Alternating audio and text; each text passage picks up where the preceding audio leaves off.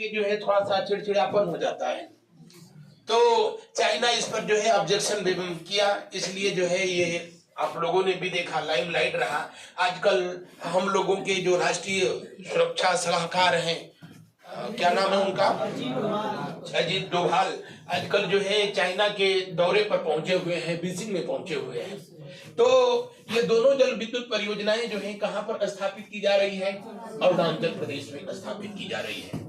अरुणाचल प्रदेश जिसको पहले किस नाम से जानते थे, नेफा के नाम से जानते थे।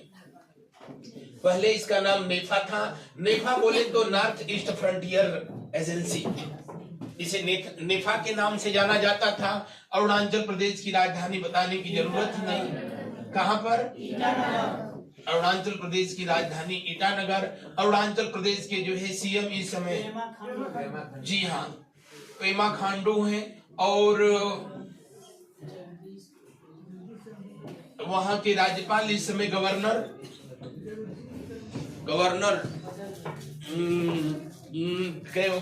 कोई कैवल्य करके हैं, देख लेना, कैवल्य त्रिवेंद्रम की कैवल्य त्रिविक्रम ऐसे करके कुछ नाम है उनका। इस समय जो है यहाँ के गवर्नर है।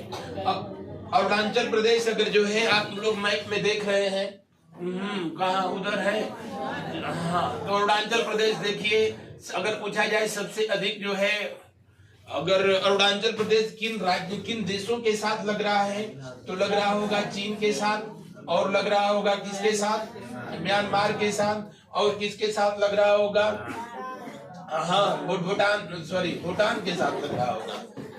तो अरुणाचल प्रदेश जो है भारत के 3 पड़ोसी देशों के साथ लगता है।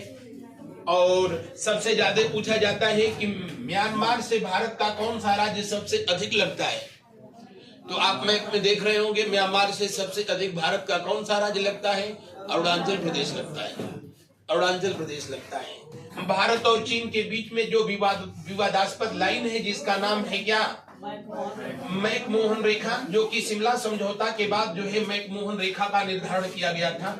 और मैकमोहन रेखा जो है ये कहां पर है, तो यहीं पर भारत और चीन के बीच जो है अरुणाचल प्रदेश वाला जो बेल्ट है, जो कि विवादास्पद है, इसकी लंबाई लगभग 898 किलोमीटर की है और भारत और चीन के बीच स्थित है। तो इतनी सारी बातें जो है आप लोग जानते रहें, अच्छी बात है। अरुणाचल प्रदेश के अलावा एक और, ये ताते के अलावा एक और जल विद्युत परियोजना है जो कि आजकल खूब चर्चा में है, जिसका नाम है तिपाईमुख। कौन सी जल विद्युत परियोजना, तिपाईमुख शायद क्लास में भी किसी दिन चर्चा किया था। किस राज्य में बनाई जा रही है, कहां पे, मणिपुर में। मणिपुर में जो है इसको स्थापित किया जा रहा है। किस नदी पर स्थापित किया जा रहा है, जिस नदी पर स्थापित किया जा रहा है उसका नाम है बराक नदी। कौन सी नदी, बराक नदी, जो कि बराक नदी ये निकलती है मणिपुर से ही निकलती है, मणिपुर की पहाड़ियों से, और करीब ये 900 किलोमीटर इसकी लंबाई है। हालांकि ये भारत में सिर्फ जो है 500 किलोमीटर जो है बहती है। लगभग 31 किलोमीटर तक भारत और बांग्लादेश के बीच ये बाउंड्री का निर्माण करती है।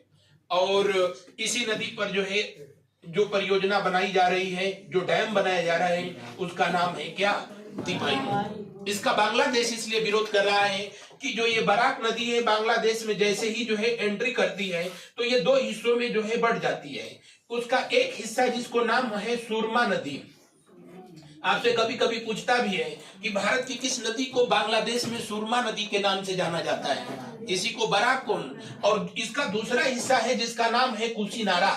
क्या नाम है, कुशीनारा। और दोनों ये ब्रांच आगे जाकर के फिर मिल जाती हैं, और जब फिर मिलती हैं तब इसका नाम जो है मेघना हो जाता है। क्या नाम हो जाता है, मेघना। तो अगर जो पूछे कि भारत की किस नदी को बांग्लादेश में मेघना कहते हैं, बराक, किसको कुशीनारा कहते हैं, बराक, या किसको जो है सुरमा कहते हैं, बराक। और मेघना नदी से ही आगे चल करके 2 और नदियां जो है मिलती हैं, एक भारत की गंगा और ब्रह्मपुत्र, और मेघना के नाम से ही जाकर के बंगाल की खाड़ी में जो है समाप्त हो जाती है। और आप सब जानते हैं कि ब्रह्मपुत्र को बांग्लादेश में कहते हैं, क्या कहते हैं, जमुना, और गंगा को पद्मा। अगला प्रश्न पढ़े भाई, नेक्स्ट क्वेश्चन बोलिए। बीमा सखी योजना का शुभारंभ किसने? बीमा सखी योजना, हाँ बोलिए।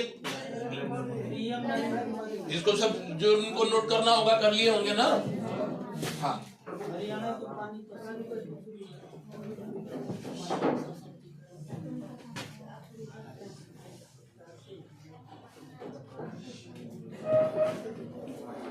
कौन सी योजना? बीमा सखी योजना। अच्छा, हाँ आजकल जो है बहुत सारी योजनाएं, बीमा सखी, ग्राम सखी, पंचायत सखी, ये सखी, वो सखी, योजनाओं की कमी नहीं है। अभी ये सखी कौन जारी किया है? वहाँ का है ना, मध्य प्रदेश की योजना है। अब कोई, हाँ कोई लॉन्च करेगा वो सखी। यहाँ कौन सा सखी है? अच्छा, बीमा सखी। बीमा सखी योजना किसने जारी किया इसको? जी हाँ, नरेंद्र मोदी जी ने जारी किया था। किस शहर से जारी किया? पानीपत शहर से जारी किया। और पानीपत कहाँ पर पड़ता है? जी सर, हरियाणा का ऐतिहासिक शहर है। और ये योजना लॉन्च की गई थी आई थिंक दिसंबर में, 9 दिसंबर 2024 के दिन। भारतीय जीवन बीमा। और इस योजना के तहत जो है LIC इसका जो है स्पॉन्सर है। इसके तहत 18 वर्ष से लेकर के 50 वर्ष की आयु वर्ग की महिलाएं जिनका जो है कम से कम जो है एजुकेशन कितना तक है, 12th तक है, तो इस योजना के लिए वो अप्लाई कर सकती हैं। इस योजना के तहत एक तरीके से समझ लीजिए कि बीमा एजेंट जो है आपको बनाया जा रहा है। और इसमें अच्छी बात यह है कि गवर्नमेंट जो है फर्स्ट ईयर में आपको, जी हाँ, सैलरी दे रही है पर मंथ कितना, इतना। सेकेंड ईयर में जो है ये बढ़ करके जो है हो जाएगा कितना, इतना। और थर्ड ईयर में ये जो है बढ़ करके जो है हो जाएगा, घट रहा है, अच्छा घट रहा है, लेकिन वहां तो यही बोल रहे थे कि नहीं बढ़ करके इतना होगा, बढ़ करके उतना होगा। हाँ, तो मैं मोदी जी की भाषा बोल रहा था। अगर जो घट रहा है तो हम क्या करें भाई? देखिए, राजनीति में सब कुछ होता है। हम लोगों के गृह मंत्री किसी कार्यक्रम में जो है चुनाव प्रचार में बोले थे कि आप लोग मेहनत से पढ़िए। हाँ, 12वीं के पास करने के बाद जब इंटर में एडमिशन होगा तो सबको लैपटॉप दिया जाएगा। तो हाँ, भारत के राजनीति में हमेशा पढ़े लिखे लोग रहे हैं और विद्वान लोग रहे हैं। तो दरअसल जाहिर सी बात है भाई, बीमा आप जो है शुरू करेंगे, बीमा एजेंट के रूप में काम करेंगे तो पहले मंथ से ही तो जो है आपको इनकम होने नहीं लगेगी, क्योंकि वहां तो आपको जो है उसका वो मिलता है, क्या बोलते हैं उसको, बीमा बेचने पर कमीशन मिलता है। और हमारे देश में शराब, गुटखा, बीड़ी ये सब बेचना आसान है, लेकिन काम की चीज जो है बेचना बड़ा टफ काम है। हाँ, किसी को कह लो कि नहीं LIC का ये जो है पॉलिसी है, बीमा है, ले लीजिए, तो वो पहले ये नहीं सोचेगा कि हमको क्या फायदा है, पहले वो ये सोचेगा कि जो है तोके का फायदा। तो हम लोगों का समाज ऐसा है कि अपनी परेशानियों से कम दूसरे के इधर देख लीजिए। तो इनको याद रखेंगे आप, फर्स्ट ईयर इतना मिलेगा, सेकेंड ईयर इतना मिलेगा, थर्ड ईयर इतना मिलेगा, फोर्थ ईयर बढ़ करके 0 हो जाएगा। वो इसलिए कि इन 3 साल के बाद तब तक आप जो है इतना मेहनत कर लिए रहेंगे कि इससे अधिक आपको कमीशन के रूप में जो है प्राप्त होने लगेगा। और नहीं तो अगर कुछ नहीं तो इसी के बाद जो है तीसरी काम खत्म। तो ये है कौन सी योजना? बीमा सखी योजना। किसके द्वारा? LIC बोले तो लाइफ इंश्योरेंस कॉर्पोरेशन 1 सितंबर 1956 को जो इस्टेब्लिश किया गया था। और इसका हेडक्वार्टर कहाँ पर? मुंबई और कपरम। हाँ, मुंबई। हाँ, कैमरा मन देखते रहना भैया, और कुछ नहीं, बस ये जो है चलता रहे, बाकी तो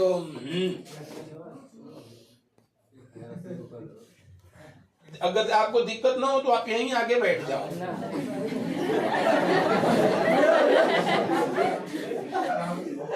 क्या हो रहा है भाई? गिर गए लोग, हाँ, उनको उठा के बैठा था। ध्यान से, हाँ।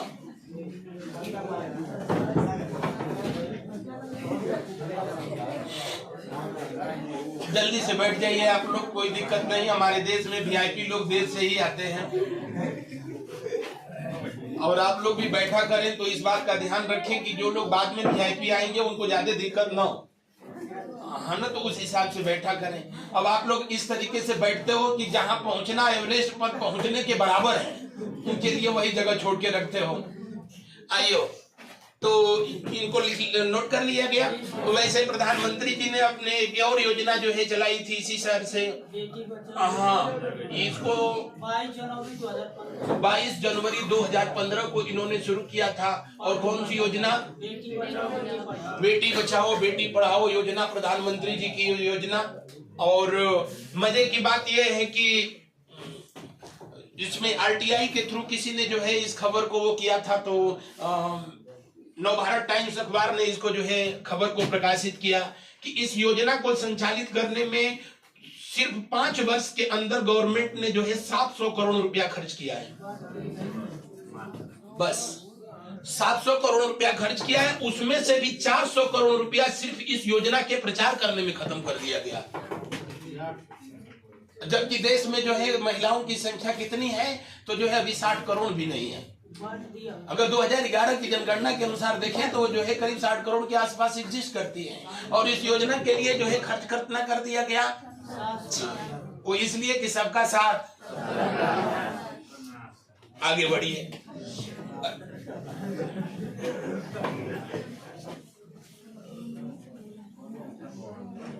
बाकी और भी योजनाएं जो चलाई जा रही है, आजकल पंचायत सखी योजना है।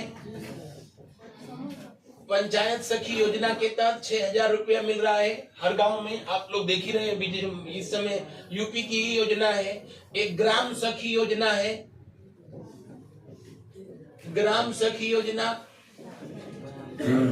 इसी का नाम जो है बिजनेस करेस्पॉन्डेंट, या इसी का नाम जो है बैंक सखी योजना भी दिया गया है, जिसका उद्देश्य है ग्रामीण महिलाओं को बैंकिंग सर्विस से जो है जोड़ना।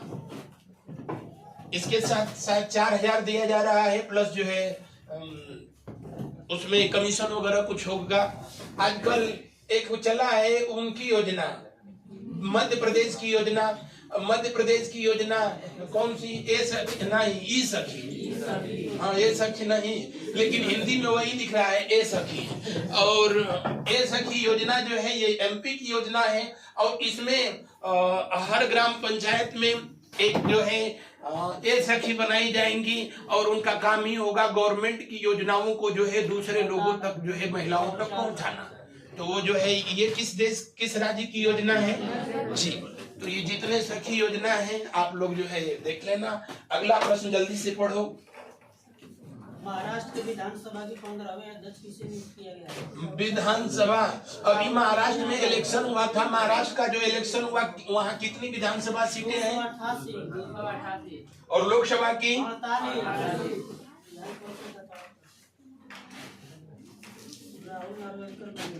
जी। विधानसभा में अभी जो है वहाँ महाराष्ट्र विधानसभा चुनाव हुआ, और महाराष्ट्र का जो विधानसभा चुनाव हुआ ये वहाँ का जो है 15वां विधानसभा चुनाव था। विधानसभा चुनाव, और कुल कितनी सीटों पर हुआ था? 288। यहाँ पर सीएम बनाए गए फिर से कौन? देवेंद्र फडणवीस। और यहाँ पर विधानसभा अध्यक्ष बनाए गए कौन? जी, देवेंद्र फडणवीस यहाँ पर जो है, और राहुल नार्वेकर यहाँ विधानसभा अध्यक्ष बनाए गए हैं। भारत में पहली बार अगर जो है किसी राज्य में महिला विधानसभा अध्यक्ष बनाई गई, विधानसभा अध्यक्ष बोलो, अभी 2024 में ही तो बनाई गई है।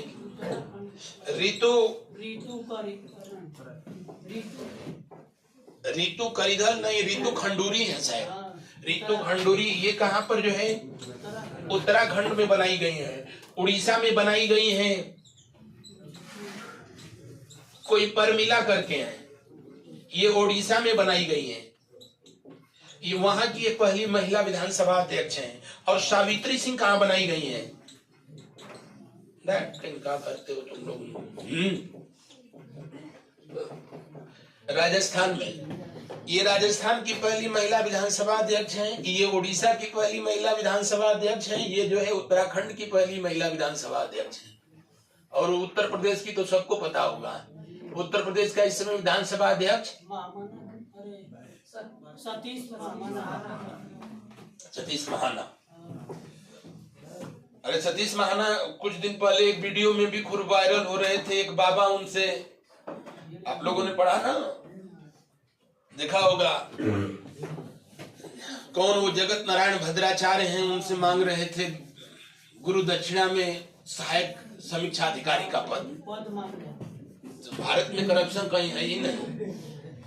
हाँ, एक समय था जब बाबा लोग जो है गुरुजी लोग अंगूठा मांग लेते थे, और अब तो जो है विधानसभा अध्यक्ष से फटाफट आगे बढ़ो, अगला प्रश्न पढ़ो। अभी और कुछ भी है? अब पढ़ा जल्दी। नवोत्थान छात्रवृत्ति योजना किस राज्य की योजना है? कौन सी? नवोत्थान छात्रवृत्ति योजना। नवोत्थान छात्रवृत्ति योजना राजस्थान की। नवोत्थान छात्रवृत्ति योजना, छात्रवृत्ति योजना ये बट वहाँ की है ना, झारखंड।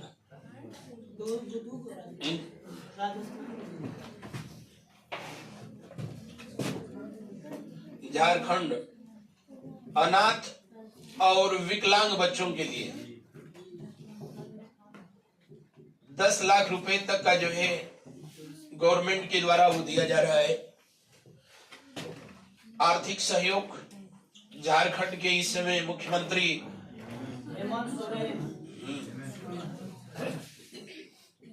हेमंत सोरेन, और इस समय अभी रिसेंटली कभी कैबिनेट मंत्री रहे कौन, संतोष गंगवार, यहाँ के जो है राज्यपाल हैं। जल्दी जल्दी नोट करें।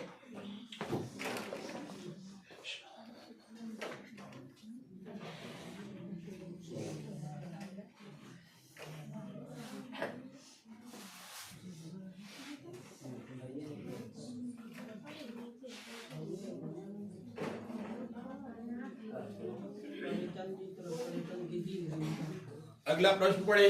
पर्यटन मित्र और पर्यटन दीदी योजना किस राज्य से? बाकी तो जो है आप समझ रहे होंगे। झारखंड वर्ष 2000 ईस्वी में किससे अलग हुआ था?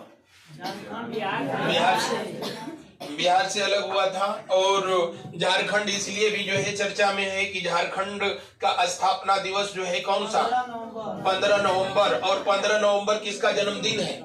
बिरसा मुंडा। बिरसा मुंडा का जो है बिरसा मुंडा का जो ये जन्मदिन है। और मजे की बात है कि अब इस 15 नवंबर को कौन सा दिवस मनाया जा रहा है? जनजातीय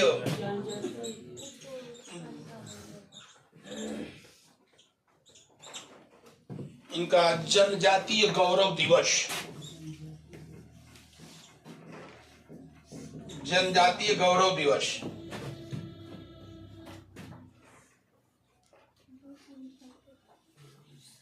जनजातीय गौरव दिवस। अगला प्रश्न पढ़िए।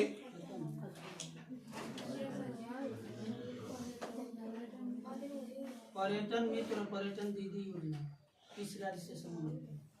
तो कोई राज्य से। पर्यटन मित्र और पर्यटन ये केंद्र सरकार की योजना है और इसको हर राज्यों के द्वारा शुरू किया जा रहा है। केंद्र सरकार ने इसको 27 सितंबर वर्ष 2024 को शुरू किया।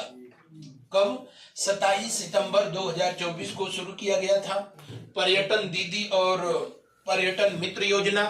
और इसका उद्देश्य है किसी क्षेत्र में ऐतिहासिक या कोई धार्मिक स्थल है उससे गाइड, नाम सुने हैं ना गाइड, जब जो है कहीं जाएंगे आप बहुत अच्छे जगह पर, ऐतिहासिक जगह पे, तो वहां गाइड मिलते हैं आपको बताने के लिए।